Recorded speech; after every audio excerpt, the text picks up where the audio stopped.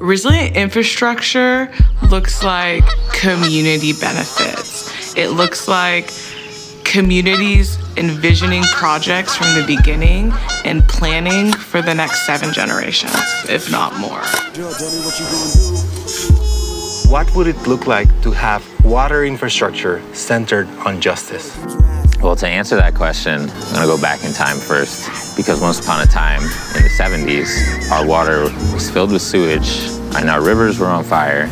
Congress and our country decided to pass the Clean Water Act and to provide lots of money to fix our water infrastructure. Unfortunately, all of that investment wasn't really distributed equally. There was an intentional, discriminatory, racist kind of history where we were red line, they call it, into these pockets of like these toxic hotspots. And so even to this day, you can still see sight of that, where in the blacker neighborhoods or just neighborhoods of color, even the lower income neighborhoods, there's not a lot of green space. It's just concrete.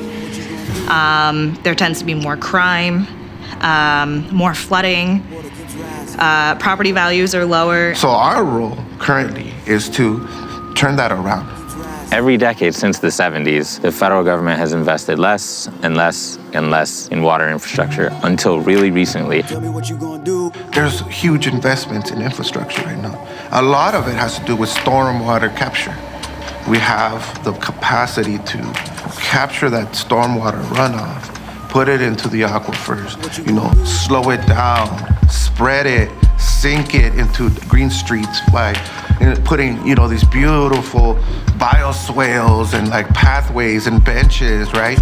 So you're not only beautifying the community, but you're also now playing a role in really thinking about the future.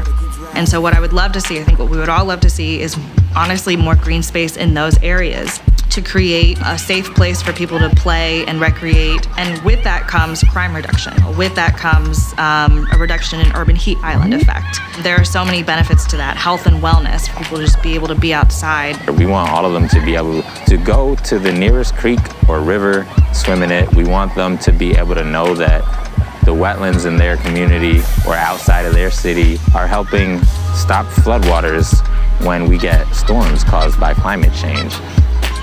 If you live in a rural community where your neighbor lives a mile down the road, you still don't have to worry about the color of the water in your faucet, or if the rainstorm is going to cause sewage to come back up into your basement or your backyard. Or if you live in a city like Detroit or Chicago and you know all 50 neighbors on your block, and you want to make sure that none of you had lead service lines anymore, and you don't have to worry about getting bottled water from somewhere else.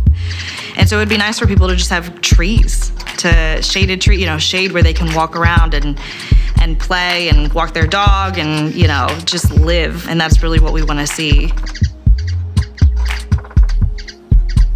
Tell me what you gonna do when the water keeps rising.